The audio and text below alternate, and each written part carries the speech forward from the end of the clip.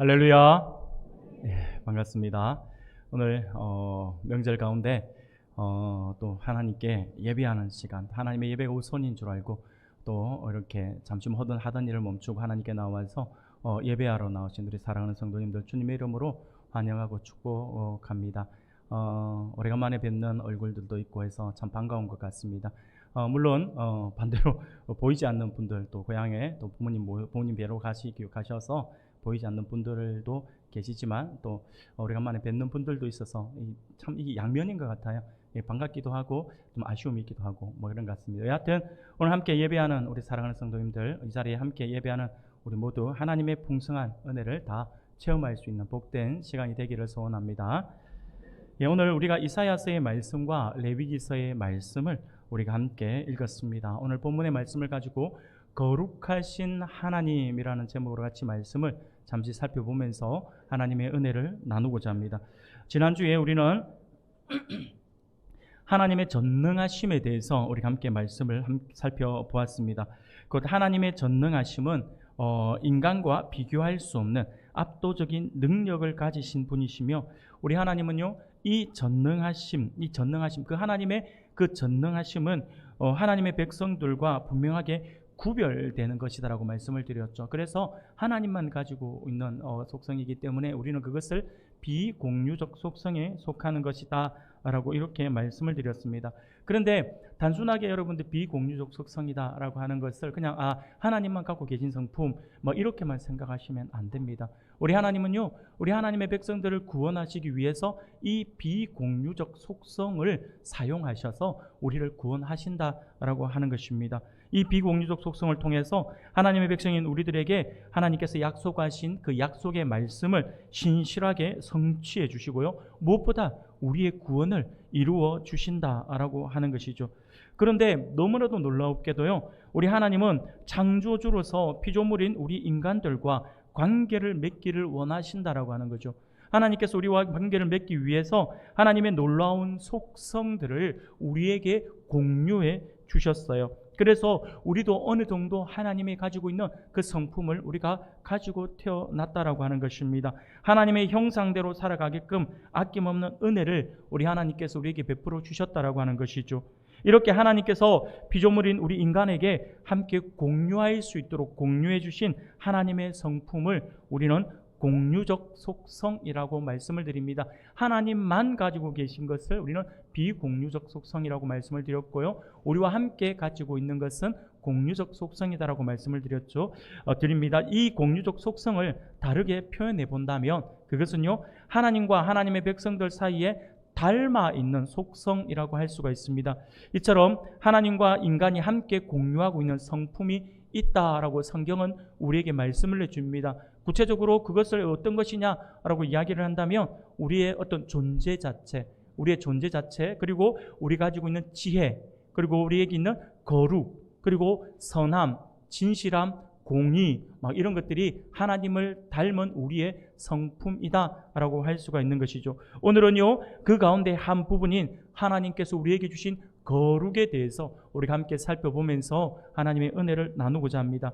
사랑하는 우리 성도 여러분, 여러분들이 잘 알고 있는 이 위인들의 이름을 제가 거론해 드릴게요. 세종대왕, 이순신, 아인슈타인, 간디, 슈바이처, 이런 사람들, 우리가 이름들을 한 번씩 다 들어보셨을 거예요. 이런 사람들의 공통점이 뭘까요? 공통점. 그렇게 질문을 하면 다들 어렵게 생각을 하시는데, 쉽게 이야기하면 우리가 다 알고 있다라고 하는 것은 너무나도 유명한 사람들이고, 그리고 많은 업적을 남겼기 때문에 이 사람들의 공통점은요, 많은 사람들에게 존경을 받고 있는 사람들이고, 그를 또 닮고 싶어하는 그러한 인물들이라고 할 수가 있을 것입니다. 사람들은요, 이처럼 자신이 닮고 싶은 사람이 있어요. 그 닮고 싶은 사람을 롤 모델로 삼죠. 롤 모델로 삼아서, 그래서 내가 이 사람을 닮아가기를 원하고 이 사람의 행적들에 대해서 본받기를 원합니다라고 하는 마음들을 우리가 한 번씩 가져봐요. 그런데 재미있는 것은요, 예전에는 대부분의 사람들이 닮고 싶은 롤 모델을 이야기한다며 조금 전에 제가 이름을 거론해 드렸던 위대한 그런 위인들을 많이 이야기를 하죠. 그래서 이 위인들의 이름을 많이 거론합니다. 그래서 그들의 어떤 생활 습관들이라든지 그들이 살아왔던 삶들을 우리가 보면서 많이 닮아가려고 하죠. 부모님들도요, 우리 어릴 때만 하더라도 부모님들도 이 위인들을 닮아갔으면 좋겠다라고 하는 마음들로서 자녀들에게 위인 전집을 사주어서 많이 읽게 하기도 했다라고 하는 것이죠. 그런데 재미있는 것은 뭐냐면요, 과거에는 우리가 다 사람들이 닮고 싶은 롤모델 그러면 위인들을 많이 언급했는데 오늘날은 너무나도 많이 달라졌다라고 하는 것이죠. 오늘날은요, 그 닮고 싶은 롤모델이 정말 많이 바뀌었습니다. 오늘날 자신이 닮고 싶은 롤모델로 이야기한다라고 한다면요, 많은 사람들은 대부분 빌 게이츠나 워렌 버핏 같은 그런 세계에서 10손가락 안에 드는 부자들을 많이 언급합니다. 바로 부에 대한 관심이 많이 있다라고 하는 것이죠. 그러다 보니 많은 사람들이 이렇게 부자들에게 선한 영향을 많이 받고 싶어서 그들의 행적과 살던 곳 등에 많은 관심을 보입니다. 누가 태어났던 곳, 누가 살던 곳, 이런 거에 대해서 참 많은 관심이 있어요. 얼마 전에 인터넷 기사를 하나 보는데 재미있는 기사가 있어서 제가 잠깐 소개해 드릴게요. 여러분들도 아마 잘 알고 계실 겁니다. 진주에 가면 아주 유명한 초등학교가 하나 있습니다. 예전에는 국민학교라고 하는데 이 초등학교가 하나 있는데 그 초등학교는 바로 지수초등학교라고 하는 초등학교예요. 아마 이름을 한 번씩 들어보셨을 거라 생각합니다. 이 지수초등학교가 유명한 이유가 있어요. 무엇이냐면 이 지수초등학교는요, 우리나라 삼성그룹의 창업주였던 이병철 회장, 그리고 LG그룹 창주와 창업주인 구인혜 회장, 그리고 효성그룹 창업주인 조홍재 회장이 동시대에 같이 학교를 다니면서 공부를 했던 학교다라고 하는 거죠. 그래서 이 학교가 굉장히 유명합니다. 그러다 보니까 많은 사람들이 이 회장들의 길을 받는다라고 해서 이 학교를 많이 방문을 하는 바람에 이 학교가 굉장히 유명해졌어요.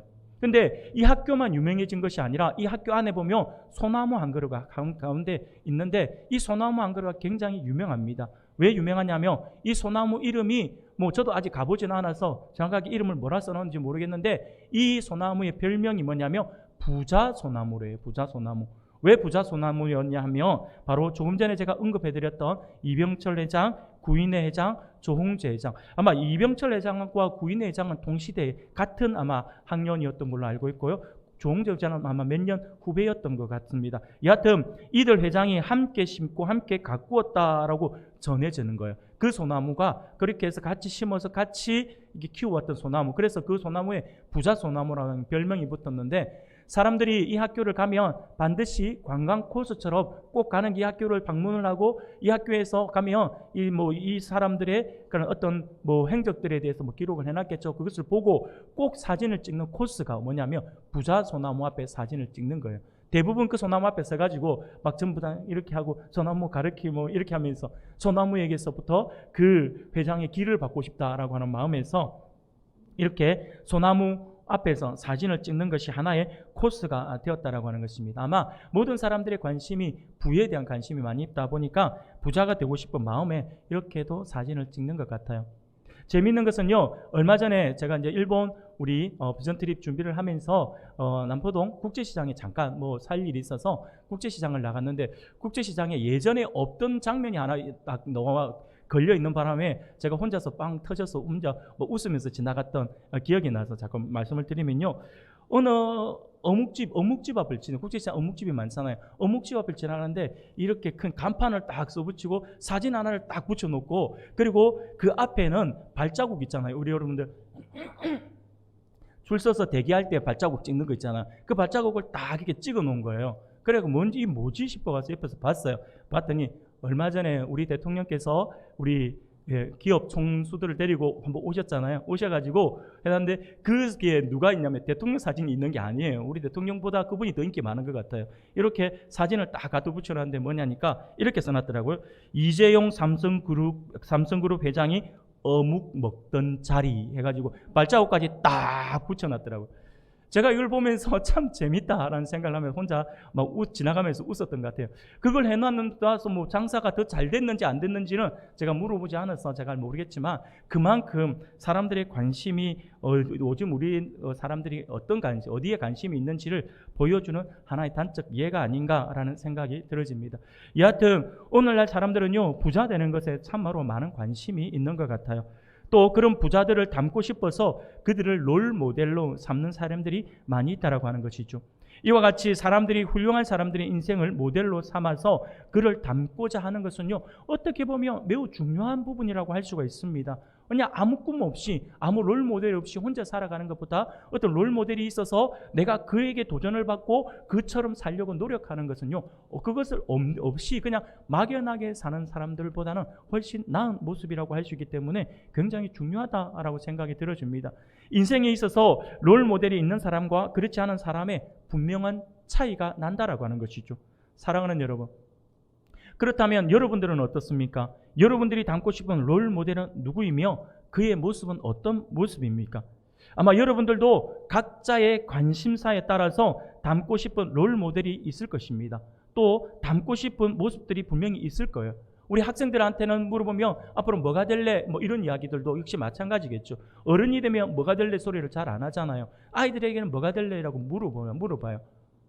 얼마 전에 제가 어디서 제가 전에 들었는데 요즘 청소년들에게, 뭐 다는 아니겠죠, 몇몇 청소년들에게 너 앞으로 뭐가 될래라고 했더니 이 아이가 꿈이라고 이야기하는 게 뭐냐면, 여러분들 아마 어른들은 뭐 아실지 모르겠는데 젊은 사람들은 알 거예요. 그 뭐 이름이 올리브 영인가요?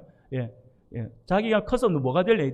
올리브 영에서 알바하는 거예요. 이렇게 이야기하더라고요. 왜냐하면 거기서 화장품 같은 거를 막 싸게 사가지고 막 바를 수 있다라고 하니, 꿈이 뭐냐 물어봤더니 올리브영에서 알바하는 거, 뭐 이렇게 이야기하는데 참 많이 씁쓸하더라고요. 사랑하는 여러분, 여하튼 우리가요, 하나님의 사람들이 오늘 볼 때 세상 사람들이 가지고 있는 어떤 롤 모델, 그런 잣대, 그런 것들에 우리가 관심을 가지지만 우리가 세상 사람들과는 분명히 우리는 구별된 존재들이잖아요. 구별된 존재들이기 때문에 하나님의 사람들, 예수 믿는 사람들은요, 세상 사람들과 다른 모습을 가져야 한다라고 하는 것이죠. 예수 믿는 사람들이 닮고 싶은 모습은요, 그들과 같아서는 안 된다라고 하는 것입니다. 우리 예수 그리스도를 믿는 믿음 안에서 우리 성도들이 본받아야 할 모습은 따로 있다라고 하는 것이죠. 그것은 하나님께서 우리에게 요구하시는 모습이라고도 할 수가 있습니다. 그렇다면 그것이 과연 무엇일까요? 오늘 하나님께서 우리에게 주시는 말씀을 통해서 우리는 그것을 알 수가 있습니다. 오늘은 우리가 본받아야 할 그리스도인의 참모습이 무엇인지 함께 살펴보면서 하나님의 은혜를 나누고자 합니다. 사랑하는 성도 여러분, 오늘 우리는요, 이사야서의 말씀과 레위기서의 말씀 두 부분의 말씀을 우리가 함께 읽었습니다. 이사야서 말씀은 우리가 이사야 6장 말씀을 보았는데, 이사야서 6장 말씀은요, 이사야 선지자가 하나님의 소명을 받는 그러한 장면의 말씀입니다. 이사야 선지자는 우시야 왕과 요담 왕, 그리고 아하스 왕, 히스기야 왕, 이렇게 이 네 명의 왕, 그러한 왕을 모시는 그 시대에 살면서 하나님의 말씀을 선포했던 선지자가 바로 이 이사야 선지자입니다. 우리가 오늘 보니까 이사야서 6장 1절 말씀을 보니까 이사야 선지자가 하나님의 부르심을 받았을 때에 어떤 상황이었는지, 그 상황들의 그 배경에 대해서 우리에게 잠깐 소개하고 있습니다. 6장 1절 말씀을 우리가 다 같이 한 목소리로 같이 읽겠습니다. 시작. 우시야 왕이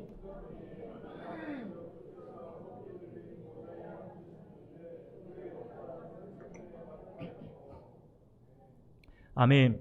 사랑하는 성도 여러분, 우시야 왕이 죽던 해, 근데 보니까 성경에서 굳이 제가 볼 때는 그렇게 밝히지 않아도 될 것 같음에도 불구하고 오늘 이 본문에서는요, 이 시대가 우시야 왕이 죽던 해다라고 하는 이 죽음에 대한 부분을, 우시야 왕이 죽었다라고 하는 사실을 굳이 밝히고 있다라고 하는 것이죠. 여기서 굳이 우시야가 죽었던 해라고 그 시기를 밝히고 있는 특별한 이유가 있어요. 우시야 왕이 어떤 왕이었는가를 우리가 한번 볼 필요가 있어요. 우시야는요, 16세라고 하는 어린 나이에 왕위에 올랐어요. 그는 하나님을 잘 섬기고 여호와 보시기에도 아주 정직하게 행했던 그러한 왕이었습니다. 또한 남유다를 아주 강성하게 했던 그러한 강력한 군주였습니다.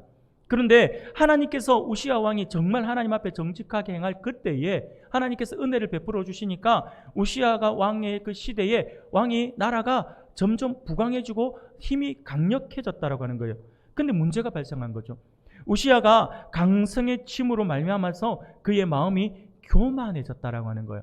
교만해져서 그가 악을 행하게 됩니다. 그런데 그 악도요, 어마어마한 충격적인 악을 자행합니다. 어떤 것이냐면 하나님을 섬기는 제사장만이 할 수 있는 분향하는 그 제사장만이 할 수 있는 그 일을 왕이 직접 했다라고 하는 거예요. 왕이 자신의 신분이 있기 때문에 그것을 해도 된다라고 생각을 해서 자신이 직접 분향을 했다라고 해요. 그것이 우리가 볼 때는 그게 큰 문제가 될 것 같지는 않아 보여요. 뭐 제사장이 하든 뭐 왕이 하든 누가 하든지 하면 되는 거지, 하나님께 제사 드리고 예배하는 게 우선이 아닌가라고 생각을 할 수가 있어요. 그런데 그것은요, 우리 생각이에요. 인간적인 생각이에요. 하나님의 생각은 그것과 완전히 다릅니다. 왜 이것이 아주 심각한 문제였다라고 말씀을 드리냐면요, 하나님께서 세워두신 제사 제도를 무시한 행위, 다른 말로 하면요, 하나님을 무시하는 행위다라고 하는 거예요. 내가 해도 되겠지라고 하는, 내가 왕으로 하나님께 이런 은혜를 누리는 내가 난데, 하나님께서 나를 이렇게 사랑해 주시는데 내가 이거 한다고 해서 하나님께서 오히려 내가 직접 나서서 예배를 주도하고 있으면 하나님께서 더 기뻐하시겠지라고 하는 교만에 빠진 것이죠. 그러나 그것은 자기 생각인 거죠. 하나님의 생각은요, 그렇지 않았어요. 하나님은요, 이 하나님께서 세워두신 이 제사제도를 무시하는 이 행위를 하나님께서는요, 망령된 행위로 보셨다라고 하는 것입니다. 그래서 하나님께서는요, 우시야 왕에게 벌을 내리십니다. 그것도 아주 저주스러운 벌을 내리시는데 어떤 벌이냐니까 우시야 왕의 이마에 나병이 발생한 겁니다. 나병 환자가 되어버린 거죠. 그 시대의 백성들에게 있어서 나병이라고 하는 것은요, 아주 무서운 병인데 단순하게 무서운 병이다로 끝나는 게 아니에요. 그 시대의 사람들에게서 나병은요, 하나님께 저주받은 사람이 당하는 그러한 하나님의 저주를 받은 그러한 병이다라고 생각을 했던 것이죠. 그래서 나병 환자들은요, 항상 하나님의 저주를 받았다라고 생각을 한 거예요.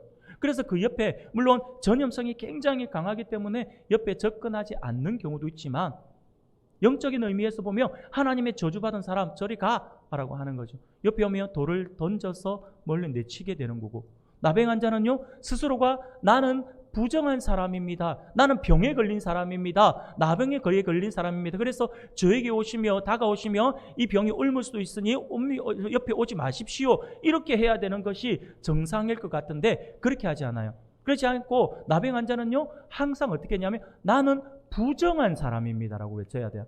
부정한 사람입니다라고 외쳐서 내가 나병 환자라고 하는 걸 밝혀야 했습니다.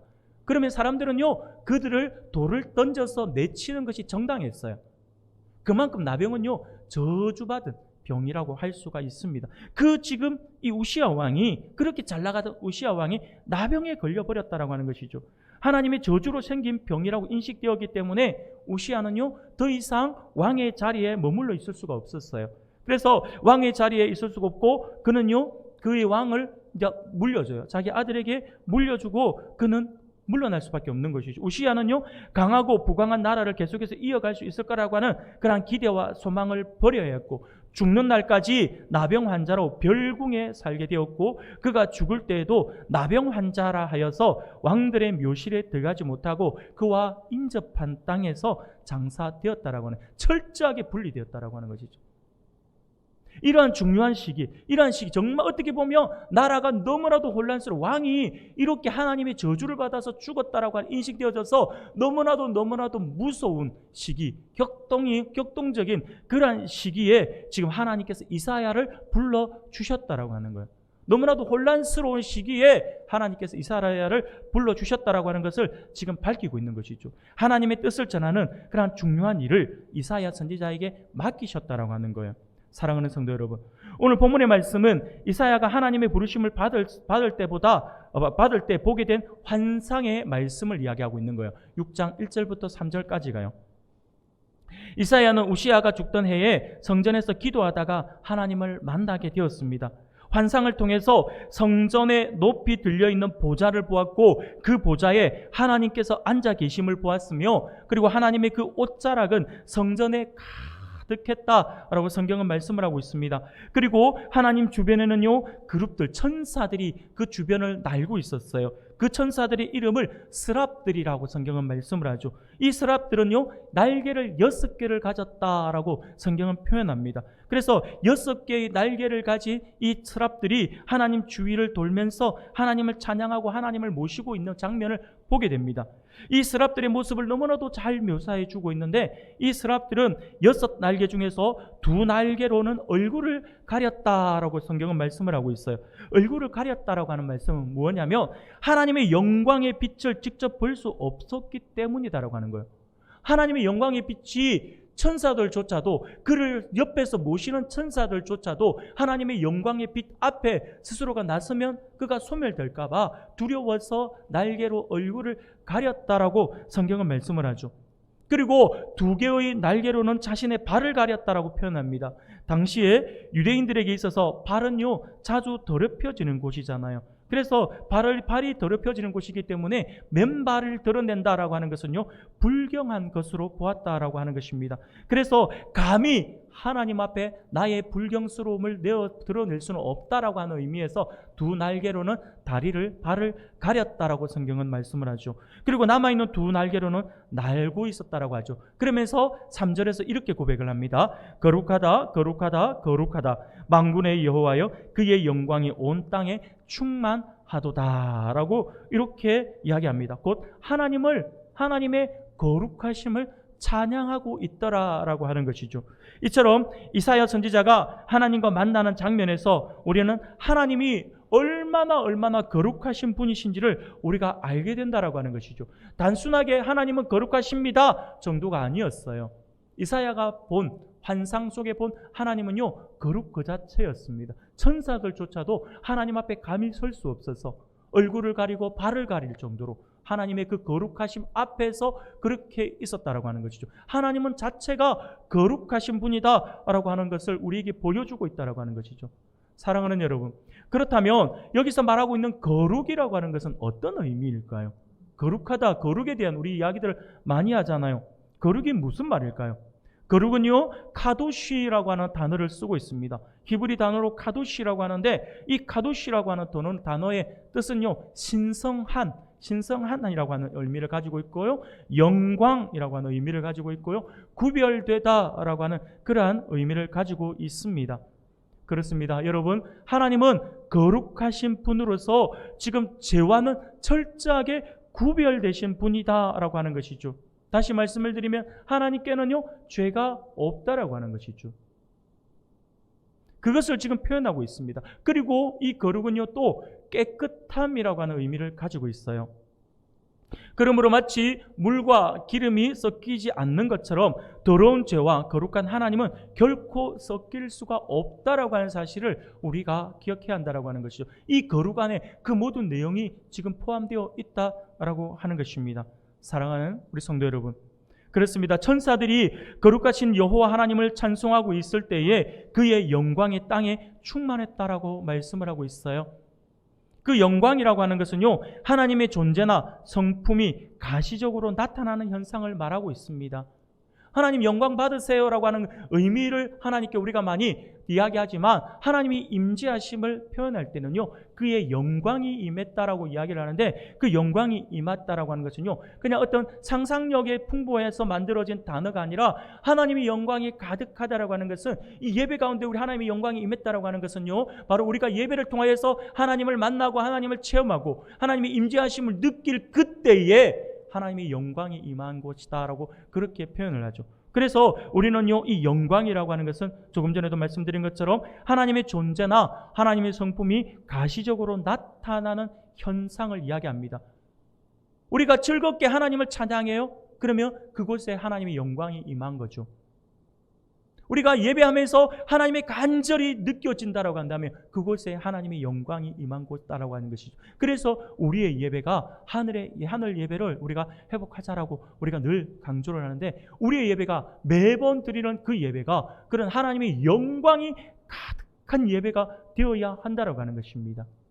그런데 늘 제가 말씀을 드리는 것처럼 그러한 예배는 앞에서 예배 인도자가 어떻게 준비하느냐에 달려있는 것이 아니다라고 제가 말씀을 드렸죠. 예배 준비자가 어떻게 준비를 하고 찬양 인도자가 어떻게 준비를 하고 설교자가 어떻게 준비를 하느냐가 아니에요. 그들이 준비를 하면 그들은 영광을 받을, 하나님의 영광을 체험할 수 있어요. 그러나 성도들은 달라요. 제가 늘 말씀을 드리잖아요. 하나님의 영광을 체험하기를 원한다면, 하나님의 만나기를 원한다면, 하나님의 임재가 있는 예배를 원한다라고 한다면 한 주간의 삶들 속에서 우리가 이 예배를 기대하고 이 예배를 설레이는 마음으로 기다리면서 그리고 준비해서 하나님께 나아와야 한다라고 하는 것이죠. 그렇게 할 때에 하나님의 영광을 체험할 수가 있다라고 하는 거예요. 하나님은요, 하나님의 이름으로 예배하는 곳에 반드시 임재하십니다. 두세 사람이 기도하는 곳에 우리 주님 함께 하신다고 말씀하셨잖아요. 그런데 어떤 사람은 하나님께 예배하는 예배 자리를 통하여서 하나님의 임재를 느끼고 하나님의 만져주심을 체험하고 하나님을 경험하는데, 어떤 사람은 그냥 왔다 그냥 돌아가는 거죠. 이사야서의 말씀을 보니 내 마당만 밟고 갈 뿐이라고 하잖아요. 예배하러 왔는데 어떻게 마당만 밟고 가냐고요. 이유가 뭘까요? 설교자가 더 기도 안 해서, 설교자가 더 말씀 준비를 안 해서일까요? 아닙니다. 내가 한 주간 어떤 마음으로 예배에 임하겠다라고 하는 준비를 했냐라고 하는 거죠. 내가 하나님 앞에 나올 때 설레는 마음으로 가지고 왔느냐고 하는 거죠. 하나님을 만나고자 하는 간절함을 가지고 왔느냐고 하는 거죠. 사랑하는 여러분, 우리가 드리는 모든 예배가 하나님의 영광이 임하여 모두가 하나님을 체험하는 그러한 예배가 되기를 소원합니다. 사랑하는 여러분, 이 3절 말씀은요, 그러니까 한마디로 죄악이 없는 깨끗하고 완전하신 하나님의 성품이 성전 안에 가득하게 차 있는 그러한 모습을 지금 표현하고 있는 그러한 말씀이라고 할 수가 있습니다. 오늘 본문을 보니 서랍들은요, 이 하나님께 거룩하다라고 하는 표현을 3번이나 사용하며 강조를 하고 있어요. 이는 하나님께서 이사야 선지자를 부르시면서 그에게 거룩하심을 나타내어 주고 있는 것이라고 할 수 있는 것이죠. 그것은 그가 전하게 될 말씀이 거룩하신 하나님의 말씀이라고 하는 것을 알리기 위함이다라고 하는 것이죠. 이사야도 이 사실을 너무나도 잘 알고 있었습니다. 그래서 이사야는 하나님의 임재를 체험하면서 스스로 두려운 나머지 뭐라고 고백을 합니까? 5절 말씀이에요. 우리가 오늘 본문을 읽지 않았지만 5절 말씀 우리가 같이 한번 읽어보겠습니다. 시작. 그때에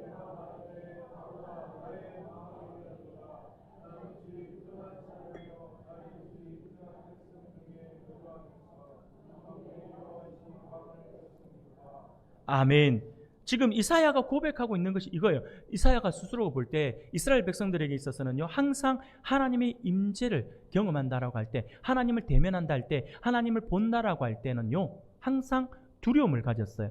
하나님을 만난다라고 하는 두려움이 아니라 나의 죄 때문에 내가 하나님 앞에서 소멸될까 봐, 내가 죽을까 봐 하나님을 항상 하나님 앞에 서는 것을 두려워했어요. 그래서 그들은요, 항상 그들이 그럴 수밖에 없었던 것이 하나님의 법궤의 뚜껑을 덮어놓고 그리고 법궤를 또 지성소에 그들이 들어가는 것을 두려워했던 것도 바로 그것이죠.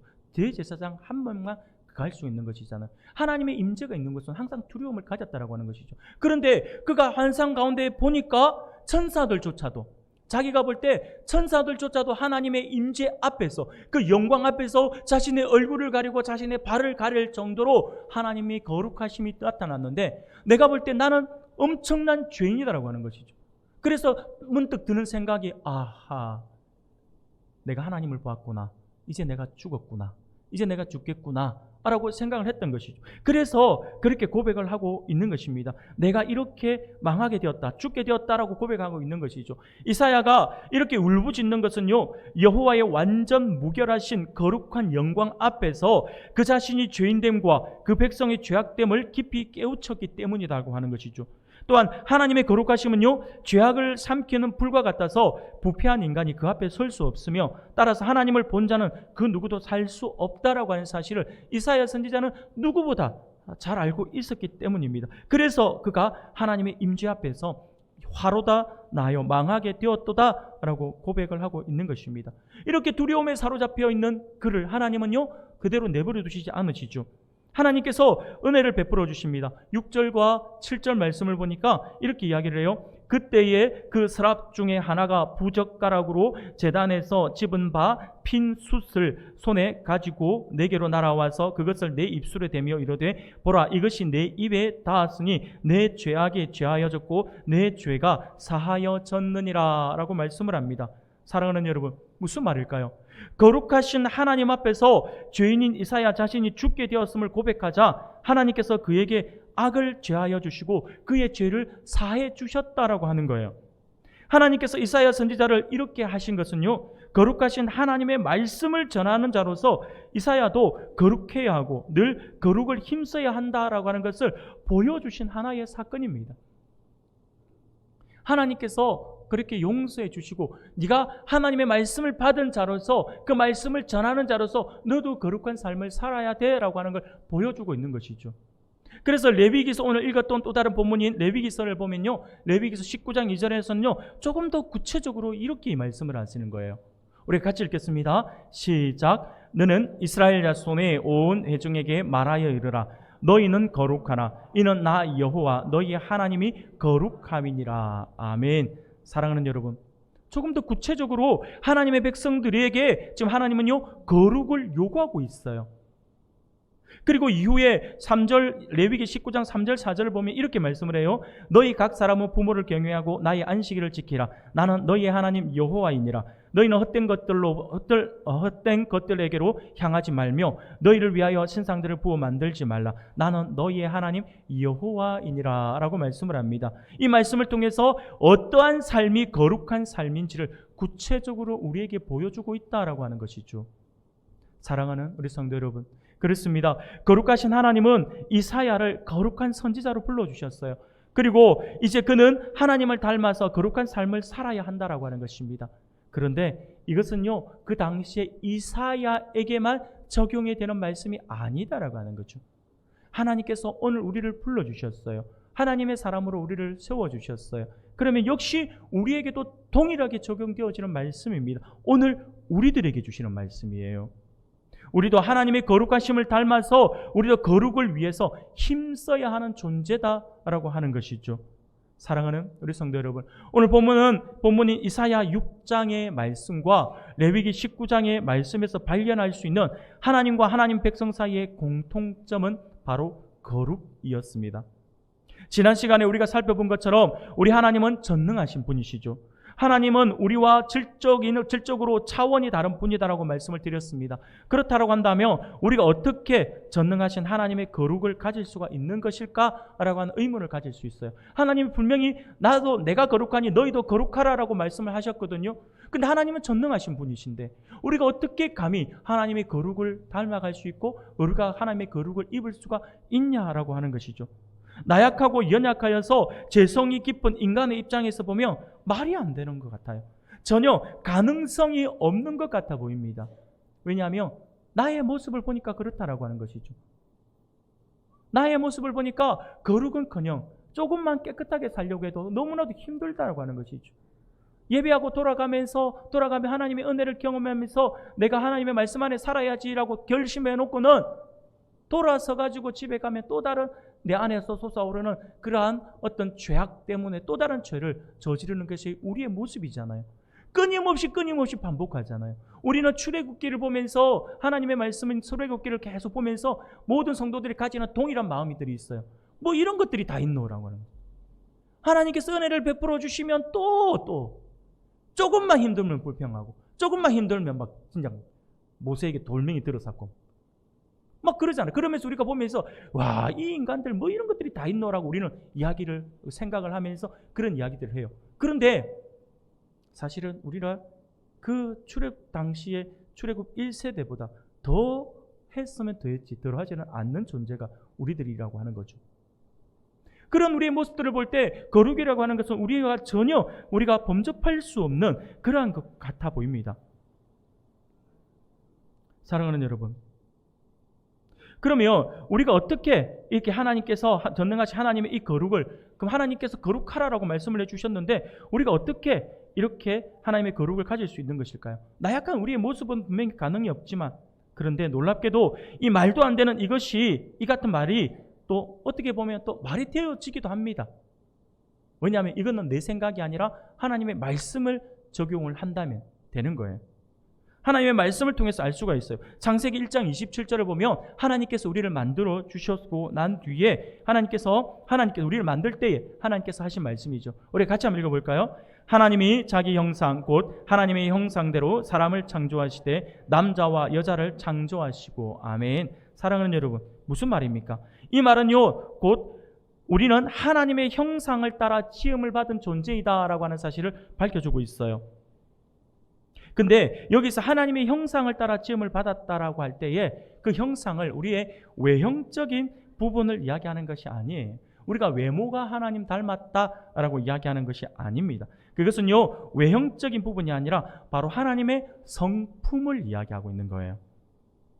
하나님의 형상대로 지음받은 우리에게 하나님의 성품이 있다라고 하는 것이죠. 이 사실을 토대로 앞의 말씀을 우리가 조금 다시 정리를 해본다면 하나님과 하나님 백성들 사이에 거룩이라고 하는 속성이 공유되었다라고 하는 거예요.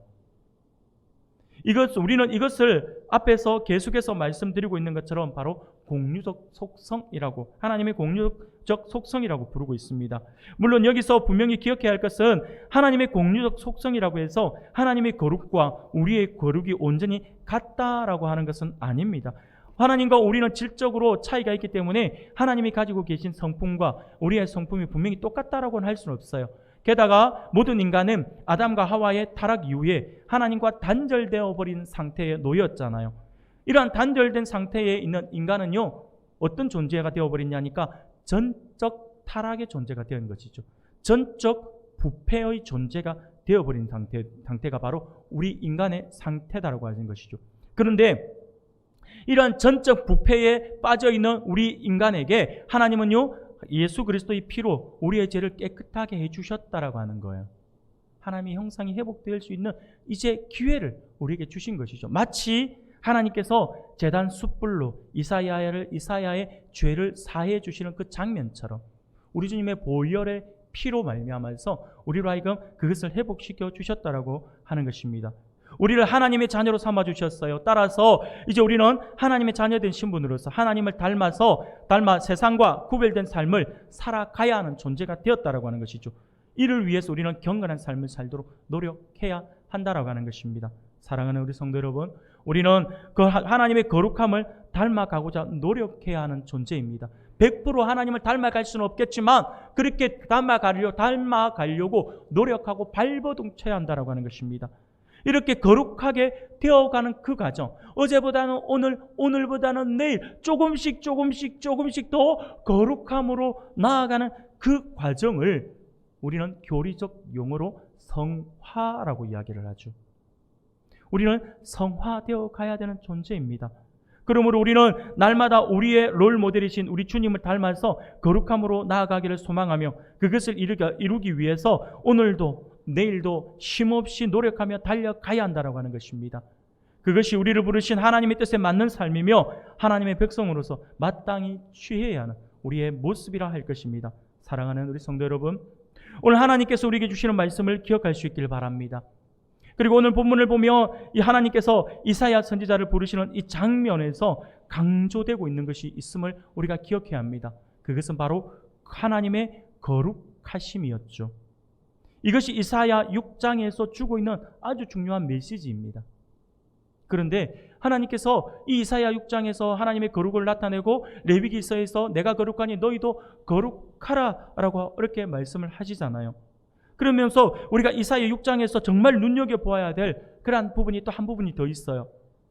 우리가 생각해 보아야 될 우리의 모습들이 하나가 있는데 그게 뭐냐면 하나님께서 주시는 귀한 메시지, 하나님께서 우리를 세워주셨잖아요. 그리고 말씀을 주시잖아요. 이 하나님의 메시지를 전하는 메신저, 우리가 거룩하지 않다라고 한다면 하나님의 거룩한 메시지가 온전하게 전달될 수 있을까라고 하는 거죠.